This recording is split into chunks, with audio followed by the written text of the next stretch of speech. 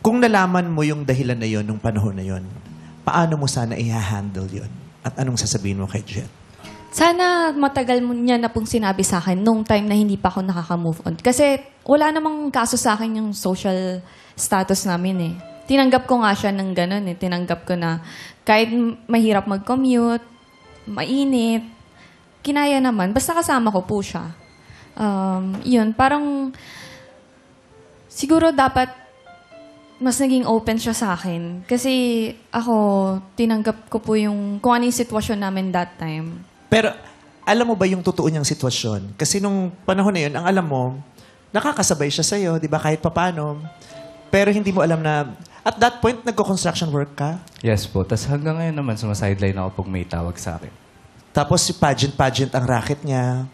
Tapos, aware ka ba na may mga times pag lumalabas ka, ipinangungutang niya yun para makasama o maka... Actually, hindi po. Kasi araw-araw kami magkasama eh. So, hindi ko maisip, saang time? Paanong time? Saan niya sinisingit yung mga ganong bagay? Yun yung parang hindi mo na dapat din malaman kasi nakakalalaki masyado eh. Pag nalaman mo nangungutang ako para pang-date ko sa'yo. So, nagtago talaga tsaka nagpanggap siya sa'yo. Na hindi rin fair kay Julia, di ba? I know po. Hindi rin siya fair. So, nasabi mo yung dahilan mo, di ba? Na ngayon naman, okay na siya eh, di ba? Pero ngayong nasabi mo yung dahilan mo, ano pang gusto mo idugtong doon?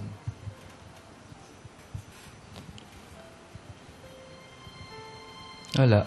Yun lang eh. Kasi kasalanan ko naman talaga lahat.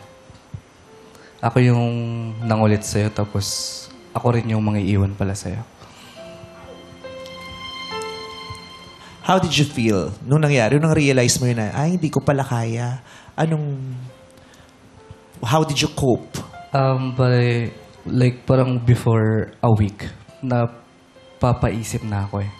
Tapos biglang sinabayan pa nung may fiesta sa kanila. Tapos at the same time, monthsary din namin yun eh. 5th monthsary namin yun. Tapos without knowing na ipapakilala niya ako sa parents personally. Sobrang natakot. Kasi mahirap eh. Parang ang sakit mahusgahan. But, siyempre may rason ka, di ba? Naging mabigat yon, pero nasaktan mo siya and everything wasn't fair para kay Julia, di ba? Kasi na-dead ma siya. May gusto ka pa bang sabihin sa kanya? Sorry. Kasi, wala eh. Hindi ko kinaya yung guilt. Kumbaga, naging mahina ako. Kasi imbis na pagpatuloy pa natin, aminin ko sa'yo, magpakatotoo ako. Tapos pinili kong mawala. Sayang kasi hindi siya naging matapang, no? Na para... Kasi paano kung tinanggap ka? Oo, paano kung tinanggap ka ng parents? Oo. Sana hindi niya rin napagdudahan yung lawak din ng pag-iisip ni Julia na mauunawaan niya to, hindi niya to gagamitin laban sa akin.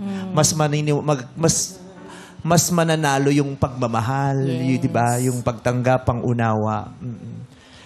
Sa takot mong ma-judge, ginudge mo yung sarili mo at ginudge mo din siya.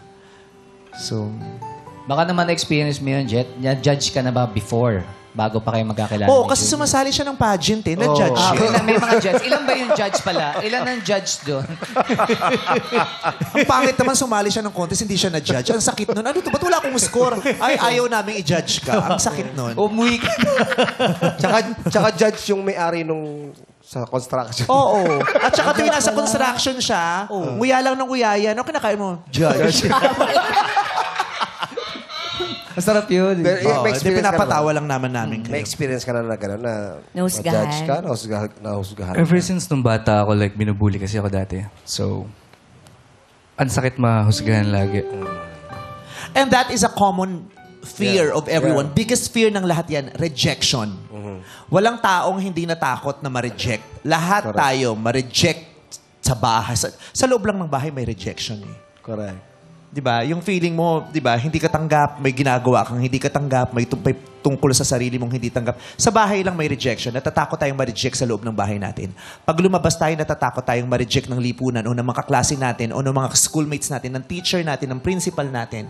Pag nag-exam tayo sa college, natatakot tayong ma-reject dun sa entrance exam dun sa college. Baka hindi tayo tanggapin, hindi tayo pumasa. Tama. Pag nanligaw tayo, natatakot tayo baka Correct. hindi tayo tanggapin nung nililigawan natin. Kaya nga may torpe, Pag may relasyon di ba? na tayo, natatakot tayo baka di tayo tanggapin ng pamilya nung mapapangasawa natin. It's an endless fear of rejection. Yes. Tama. Oo, yung mga fear, yun yung mga nag-hold back sa gusto mong mangyari. Yeah. Yung mga takot natin na dapat mas hinaharap natin sila kaysa forever tayong matatakot. Forever tayo may what if kaya ganito, what if ganyan. Kaya dapat wala tayong pagsisisihan. 'Di ba? Harapin natin yung mga fears. Tsaka dapat kung mamahuling ka ng Fears. isang tao, Wali. dapat tanggap ka kung sino ka at ano. Ba't kasi hindi ka pa sumali dito? Tapos nagdeadbaan silang dalawa.